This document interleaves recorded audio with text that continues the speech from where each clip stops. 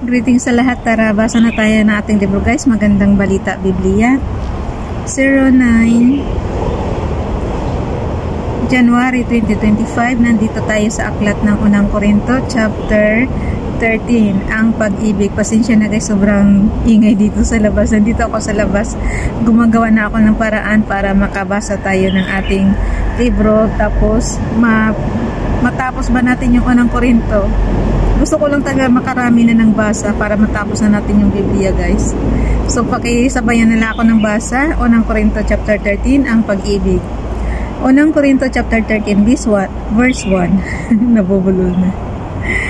Makapagsalita man ako sa mga wika ng mga tao at ng mga anghel, kung wala naman akong pag-ibig, para lamang akong kampanang umaalingangaw o kumpiyang na ako makalampag. Verse 2, kung ako man ay may kakayahang magpahayag ng salita ng Diyos at umunawa sa lahat ng hiwaga, kung mayroon man ako ng lahat ng kaalaman at ng malaking pananampalataya na anupat nakakapagpalipat ako ng mga bundok, ngunit kung wala naman akong pag-ibig, wala akong kabuluhan. Pasensyahan nyo na talaga yung ingay ng ng ibon tsaka ng mga sasakyan. Sobrang lapit ng dito. Kaya malakas. Pasensya na. Ewan ko kung matabunan yung boses natin. Okay, yung verse 3. At kung ipamigay ko man ang lahat ng aking mga ari-arian at ialay ang aking katawan,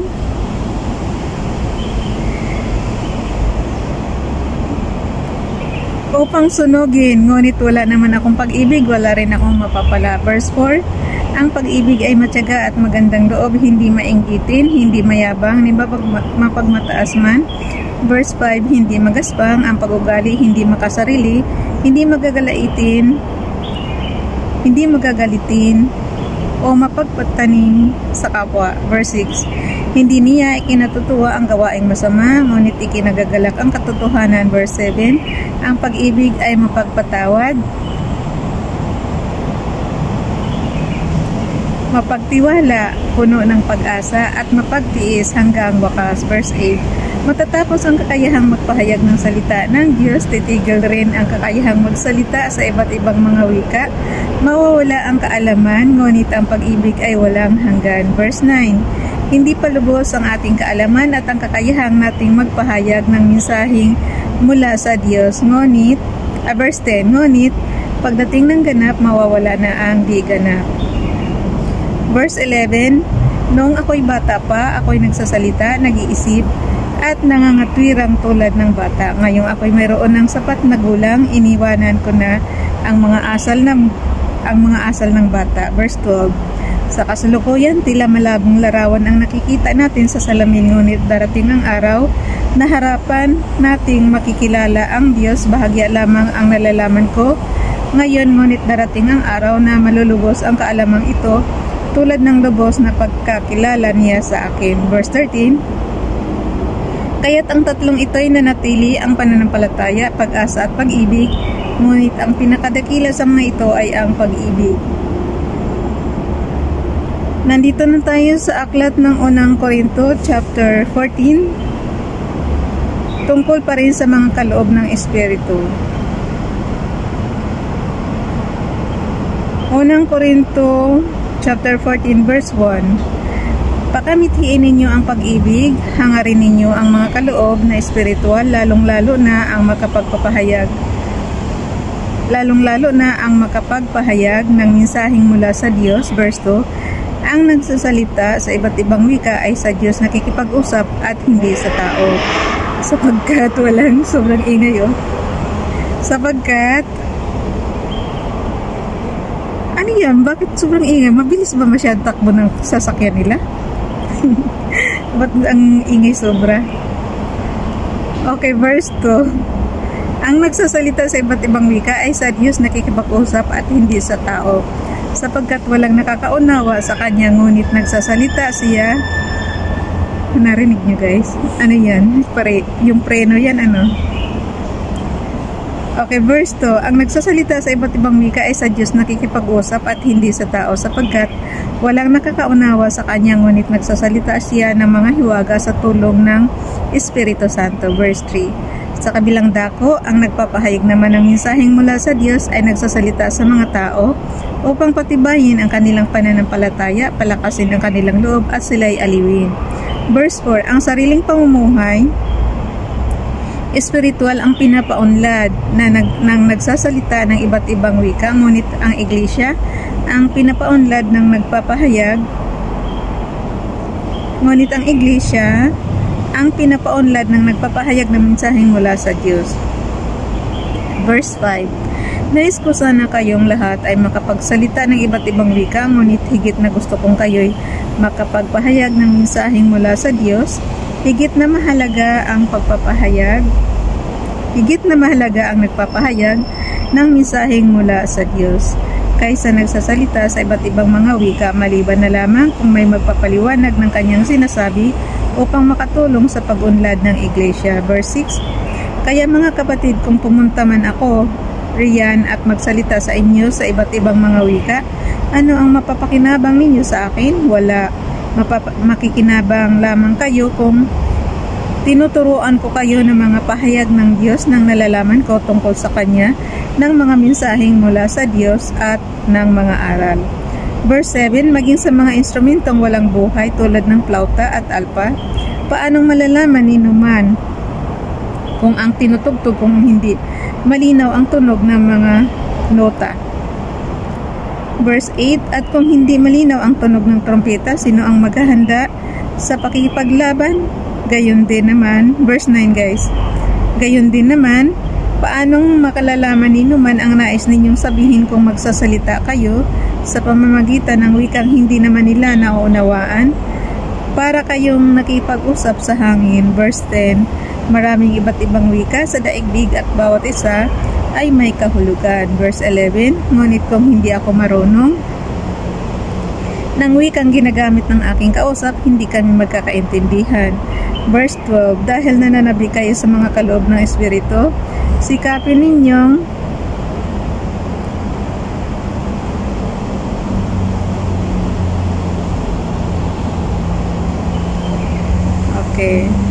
sikapin ninyong sumagana kayo sa mga kaloob na makakapag-unlad sa iglesia. Verse 13, dahil dito, kailangang manalangin ang nagsasalita ng iba't ibang mga wika na bigyan din siya ng kaloob na makapagpaliwanag dito. Verse 14, kung nananalangin ako sa wikang iyan, nananalangin nga ang aking espiritu, ngunit walang pakinabang ang aking pag-iisip. Verse 15, ano ang dapat kong gawin? Manalangin ako sa pamamagitan ng aking espiritu, ngunit gagamitin ko rin ang aking pag-iisip sa aking panalangin. Ako'y aawit sa pamamagitan ng espiritu, ngunit gagamitin ko rin ang aking pag-iisip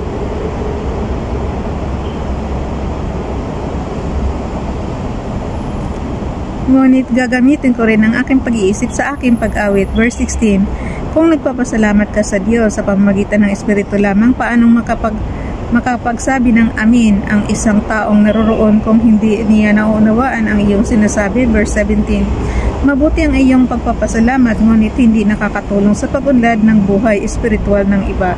Verse 18, nagpapasalamat ako sa Diyos sapagkat ako'y nakapagsasalita sa iba't ibang mga wika higit kaysa sa inyong lahat. Verse 19, ngunit sa pagtitipon ng iglesia, mas gusto ko pang magsalita ng 5 katagang mauunawaan at makakapagturo sa iba kaysa libo-libong salitang wala namang nakakaunawa. Verse 20, mga kapatid, huwag kayong maging isip bata, maging tulad kayo ng mga batang walang malay kung tungkol sa kasamaan. Ngunit sa inyong pangunawa, maging tulad kayo ng matatanda. Verse 21, ganito ang nakasulat sa kautusan.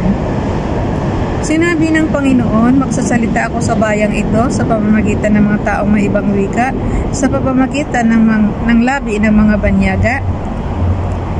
Ngunit hindi pa rin nila ako papakinggan. Verse 22, kung gayon, ang kaloob na makapagsalita sa iba't ibang mga wika ay isang palatandaan para sa mga di sumasampalataya, hindi para sa mga mananampalataya. Ngunit ang kaloob na makapagpahayag ng mensaheng mula sa Diyos ay palatandaan para sa mga mananampalataya at hindi sa mga di sumasampalataya. Verse 23, kaya't kung sa pagtitipon ng iglesia ay nagsasalita ng iba't ibang mga wika ang lahat at may dumating na mga taong di nakakaunawa o di sumasampalataya, hindi kaya nila sasabihin, sira ang ulo ninyo?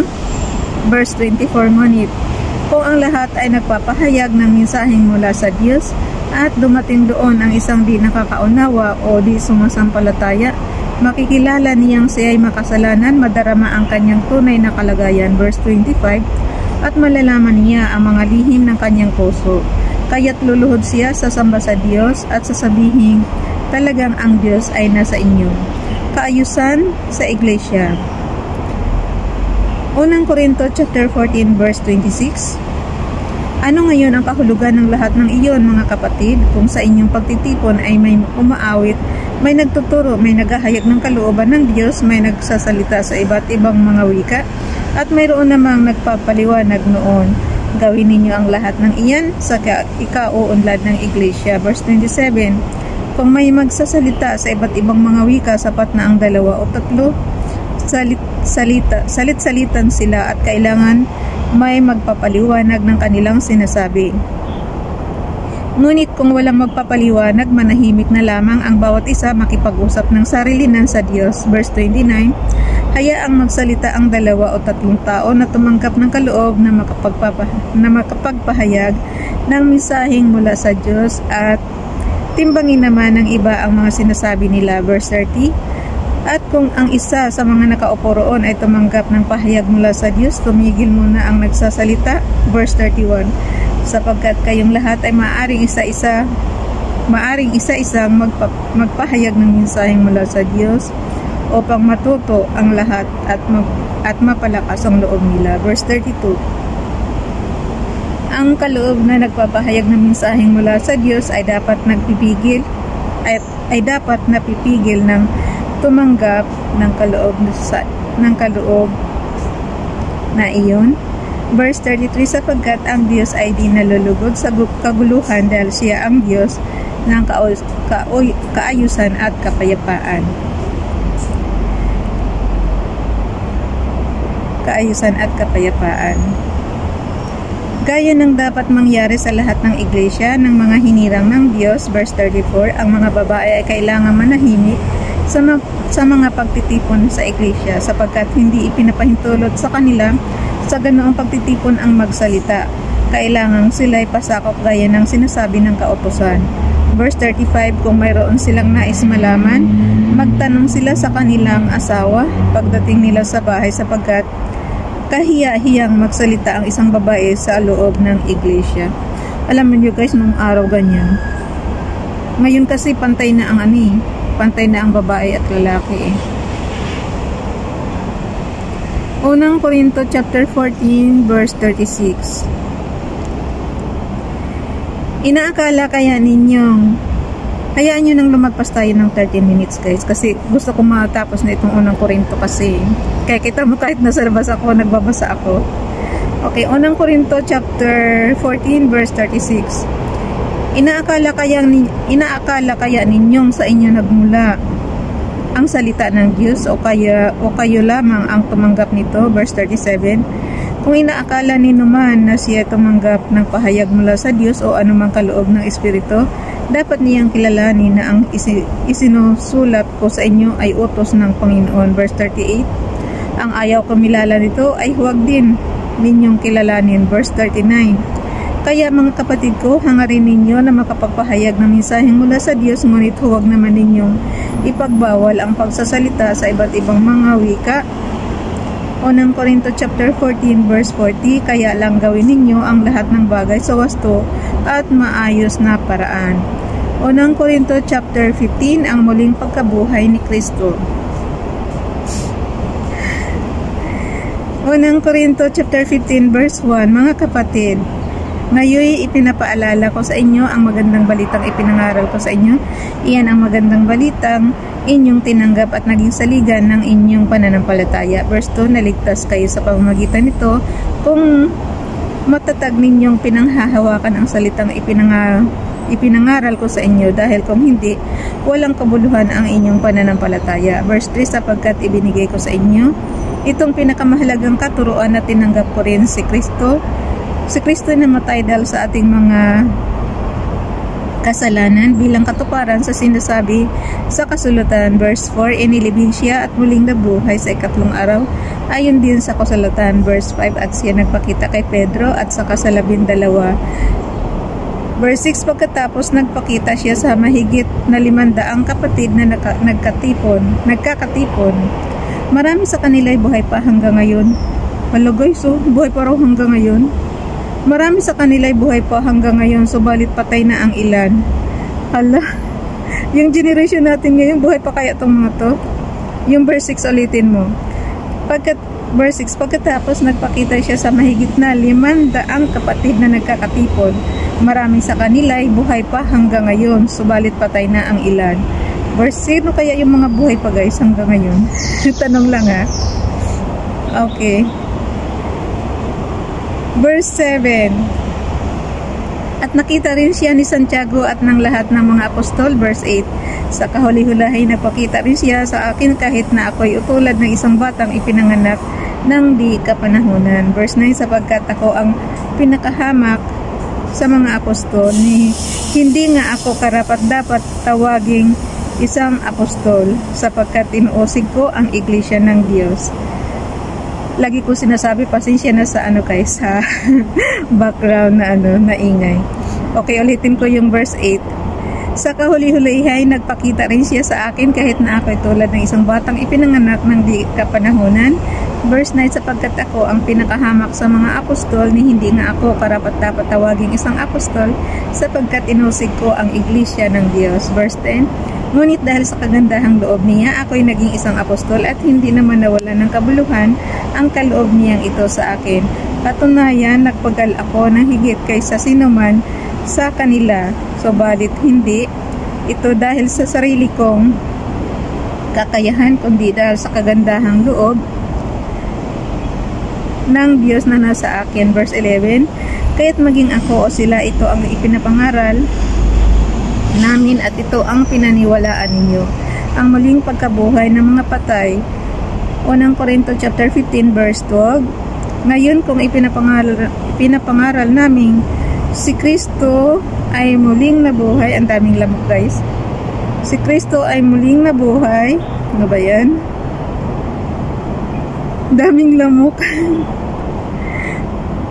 Okay, ulitin natin yung verse 12. Ngayon, kung ipinapangaral namin si Kristo ay muling nabuhay, bakit sinasabi ng ilan sa inyo na hindi bubuhayin muli ang mga patay? Verse 13, kung totoo yan, lilitaw na hindi muling binuhay si Kristo. Verse 14, at kung si Kristo hindi muling binuhay, walang kabuluhan ang aming pangangaral at walang katuturan ang inyong pananampalataya. Verse 15, kung ganoon, lilitaw na kami mga sinungaling na saksi ng Diyos dahil pinatutuhanan namin na muling binuhay ng Diyos si Kristo, ngunit hindi naman pala. Kung talagang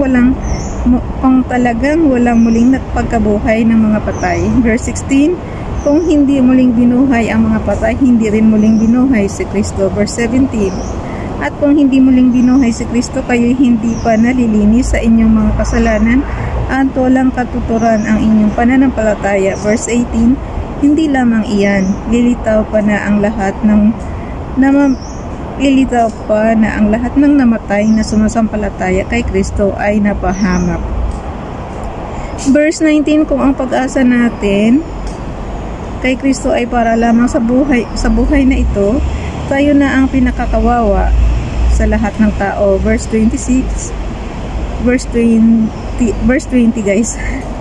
Ngunit ngayong si Kristo muling binuhay, ito katibayan na muling bubuhayin ang mga patay. Verse 21, kung panahong dumating ang kamatayan sa pamamagitan ng isang tao, gayon din naman dumating ang muling pagkabuhay sa pamamagitan din ng isang tao. Verse 22, sapagkat kung paanong mamamatay ang lahat, dahil sa kanilang kaugnayan kay Adan, gayon din naman mabubuhay ang lahat dahil sa kanilang kaugnayan kay Kristo.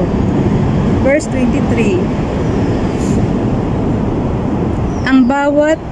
Verse 23 guys. Ngunit ang bawat isa ay may kanya-kanyang takdang panahon. Si Kristo ang pinakauna sa lahat, pagkatapos ang mga kay Kristo sa panahon ng pagparito niya. Verse 24. Verse 24, at darating ang wakas kapag naibigay na ni Kristo ang kaharian sa Diyos Ama, pagkatapos niyang malupig ang lahat ng paghahari, pamahalaan at kapangyarihan. Verse 25, sapagkat, ulitin ko nga yung verse 24, unang Korinto chapter 15 verse 24. Nakuha nyo guys, at darating ang wakas kapag naibigay na ni Kristo ang kaharian sa Diyos Ama, pagkatapos niyang malupig ang lahat ng paghahari, pamahalaan at kapangyarihan. Verse 25. Sapagkat si Kristo dapat maghari hanggang sa malupig niya at lubusang mapasuko ang kanyang mga kaaway. Verse 26. Ang kahuli-huli ang kaaway ng kanyang lulupigin ay ang kamatayan. Verse 27, ganito ang sinasabi ng kasulatan, ang lahat ng bagay ay lubusang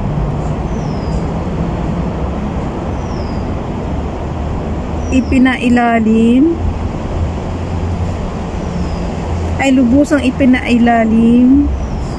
ng Diyos sa kanyang kapangyarihan, ngunit sa salitang lahat ng bagay. Maliwanag na hindi kasama rito ang Diyos na siyang naglagay ng lahat ng bagay sa ilalim ng kapangyarihan ni Kristo. Verse 28, at kapag ang lahat ay nasa ilalim na ng kapangyarihan ni Kristo, ang anak naman ang papailalim sa kapangyarihan ng Diyos na naglagay ng lahat ng bagay sa ilalim ng kapangyarihan niya. Sa gayon, lubusang maghahari ang Diyos sa lahat. Verse 29, kung hindi gayon, ano ang halaga sa pagbabautismo ng mga tao para sa mga patay? Kung talagang hindi bubuhayin muli ang mga patay, bakit pa nagpapabautismo ang mga tao alang-alang sa kanila? Verse 30, at bakit pa kami nalalagay sa panganib sa lahat ng oras? Verse 31, walang araw na di ako nabibingit sa kamatayan, mga kapatid. Sinasabi ko ito sapagkat ikinararangal ko kayo alang-alang kay Kristo Jesus na ating Panginoon. Verse 32, kung ang pagkikipaglaban ko sa mababagis na kaaway sa Efeso ay para sa tao lamang, ano ang mapapala ko? Kung hindi rin lamang bubuhayin muli ang mga patay, mabuti pa'y sundin na lamang natin ang kasabihang ito. Kumain tayo at uminom, sapagkat bukas tayo yung mamamatay. Verse 33, huwag kayong paluloko, ang masasamang kasamay nakakasira ng magagandang ugali. Verse 34, magpakatino kayo at talikuran ang pagkakasala. Ang iba sa inyo ay hindi kilala ang Diyos. Sinasabi ko ito upang mapahiya kayo. Ang uri ng katawan sa muling pagkabuhay. Verse 35, subalit may magtatanong, paano bubuhayin muli ang mga patay? Ano ang magiging uri ng katawan nila? Verse 36, hangal, hindi mabubuhay ang binhing itinatanim hanggat hindi iyon namamatay. Verse 37, at ang itinatanim ay hindi halamang malaki na kundi binhi, tulad ng butel ng trigo o ng ibang binhi. Verse 38, ang Diyos ang nagbibigay ng katawan sa binhing iyon. Ayon sa kanyang kagustuhan, bawat binhi binigyan niya ng angkop na katawan. Verse 39, ang hindi pare-pareho ang laman ng mga nilikhang may buhay. Iba ang laman ng tao, iba ang laman ng hayop, iba ang sa mga ibon, at iba ang sa mga isda. Unang Korinto chapter 15 verse 40. May mga katawang panlangit at mayroon namang panlupa, iba ang kagandahang panlupa at iba ang kagandahang panlangit. Verse 41, iba ang liwanag ng araw, iba naman ang liwanag ng buwan, at iba rin ang liwanag ng mga bituin, sapagkat maging ang mga bituin ay magkakaiba ng liwanag. Verse 42, gayon din sa muling pagkabuhay, ang katawang inilibing ay mabubulok, ngunit di mabubulok kailanman ang katawang muling binuhay.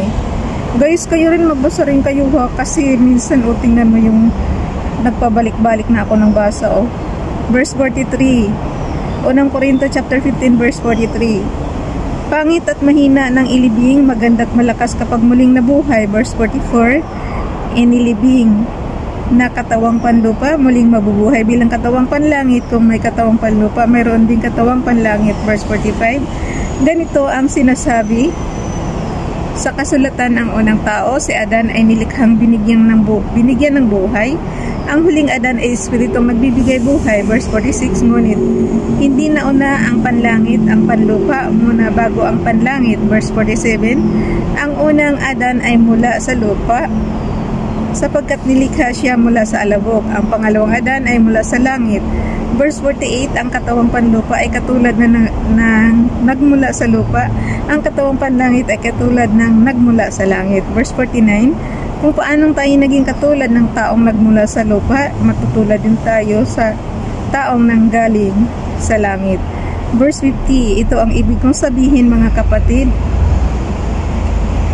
Ang binubuo ng laman at dugo ay hindi maaring makabahagi sa kaharian ng Diyos, at ang katawang panlupa ay di maaring magmana ng buhay na walang hanggan. Verse 51, isang hiwaga ang sinasabi ko sa inyo, hindi lahat tayo'y mamamatay, ngunit lahat tayo'y babaguhin. Verse 52, sa isang sandali, sa isang kisap mata, kasabay ng huling pag-ihip ng trompeta, sapagkat sa pagtunog ng trompeta, ang mga patay ay muling bubuhayin at di na muling mamamatay. Babaguhin tayong lahat. Verse 53, ang ating katawang mabubulok ay mapapalitan ng hindi nabubulok, at ang katawang namamatay ay mapapalitan ng katawang hindi namamatay. At ang katawang namamatay ay mapapalitan ng katawang hindi namamatay. Ang galing naman. Verse 54. Unang Korinto chapter 15 verse 54. Sundan niyo ako guys. Kapag ang nabubulok ay napalitan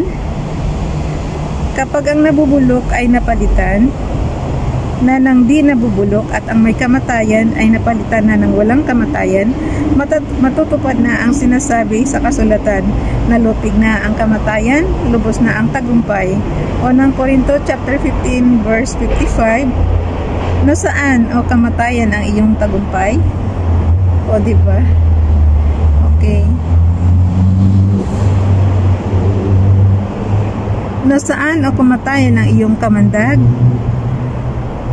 Unang Korinto chapter 15 verse 56. Ang kamandag ng kamatayan ay ang kasalanan, at ang lakas ng kasalanan ay nagmumula sa kautusan. Verse 57, magpasalamat tayo sa Diyos sapagkat tayo binibigyan niya ng tagumpay sa pamamagitan ng ating Panginoong Hesukristo. Unang Korinto chapter 15 verse 58. Kaya nga, mga minamahal kong kapatid, magpakatatag kayo at huwag matinag, maging masipag kayo sa paglilingkod sa Panginoon, dahil alam ninyong hindi masasayang ang inyong paghihirap para sa Kanya. Unang Korinto chapter 16, tulong sa mga kapatid sa Judea. Last chapter na to guys ng Unang Korinto. Unang Korinto chapter 16 verse 1, tungkol naman sa tulong para sa mga kapatid sa Jerusalem, gawin ninyo iyon ayon sa sinabi ko sa mga iglesia sa Galacia. Verse 2, tuwing unang araw ng Sanlinggo, ang bawat isa ay maglaan ng bahagi ng kanyang kinikita at ipunin ayon upang huwag nang manghingi pa ng tulong pang pagpunta ko riyan. Verse 3, pagdating ko riyan, bibigyan ko ng sulat ang mga taong pipiliin ninyo upang magdala ng inyong tulong sa Jerusalem. Verse 4, at kung kailangan pumunta rin ako, sasama ako sa kanila. Mga balak ni Pablo. Unang Korinto chapter 16 verse 5, pupunta ako riyan pagkagaling ko sa Macedonia, sapagkat binabalak kong dumaan doon. Verse 6, magtatagal ako riyan at maaring diyan na ako magpapalipas ng taglamig upang ako'y matulungan ninyo saan man ako pupunta. Verse 7, ayaw kong ako'y dadaan lamang diyan, nais kong magtagal ng kaunti kung loloobin ng Panginoon. Verse 8, titigil ako sa Efeso hanggang sa araw ng Pentecostes. Verse 9, dahil may magandang pagkakataon dito para sa paglilingkod kahit na maraming humahadlang. Verse 10, pagdating diyan ni Timoteo, Ipadama ninyo ang inyong pagtanggap sa Kanya upang mapanatag ang Kanyang kalooban sapagkat siya ay tulad kong naglilingkod sa Panginoon. Verse 11, huwag ninyo siyang maliitin, sa halip ay tulungan ninyo upang makabalik siya sa akin ng mapayapa sapagkat hinihintay ko siya kasama ng mga kapatid. Verse 12, tungkol naman sa ating kapatid na si Apollos, kinausap ko siya mabuti upang dalawin kayo kasama ng ibang mga kapatid. Ngunit hindi pa siya makakapunta ngayon, saka na siya dadalaw sa inyo kapag nagkaroon ng pagkakataon. Pangwakas na pananalita, unang Korinto chapter 16 verse 13, maging handa kayo at magpakatatag sa inyong pananampalataya, maging matapang kayo at magpakatibay. Verse 14, at ang lahat ng ginagawa ninyo, gawin ninyo ng may pagmamahal. Verse 15, mga kapatid, alam ninyong ang sambahayan ni Estefanas, ang unang nakakilala sa Panginoon sa Akaya, at itinalaga nila ang kanilang sarili sa paglilingkod para sa mga hinirang ng Diyos. Nakikiusap ako sa inyo na, verse 16, kayo'y pasakop sa mga tulad nila at sino mang kasama nila nagpapakahirap sa paglilingkod. At sino mang kasama nilang nagpapakahirap sa paglilingkod. Verse 17, nagagalak ako sa pagdating ni na Estefanas, Fortunato at Achaiko, sapagkat ginagawa nila ang hindi ninyo magawa para sa akin. Verse 18, sila ang nagpasigla sa akin, gayon din sa inyo, pahalagahan ninyo ang ganitong uri ng mga tao. Verse 19, kinukumusta kayo ng mga iglesia sa Asia, kinukumusta rin kayo ni na Aquila at Priscilla at ng mga kapatid na nagtitipon sa kanilang bahay sa pangalan ng Panginoon. Verse 20, kinukumusta rin kayo ng lahat ng kapatid dito. Magbatian kayo bilang magkakapatid kay Kristo. Verse 21, ako mismo si Pablo ang sumusulat ng pagbating ito. Verse 22, sumpain ang sinumang walang pag-ibig sa Panginoon. Anong Maranatha?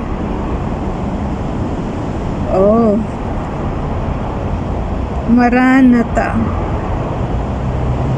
Ano yun guys? Ano ibig sabihin nun? Maranatha, dumating ka nawa. Yun pala yun. Maranatha, dumating ka nawa, Panginoon namin. Verse 23, sumain nyo nawa ang pagpapala ng Panginoong Jesus. Unang Korinto chapter 16 verse 24, sumain nyo lahat ang aking pagmamahal sa pangalan ni Kristo Jesus.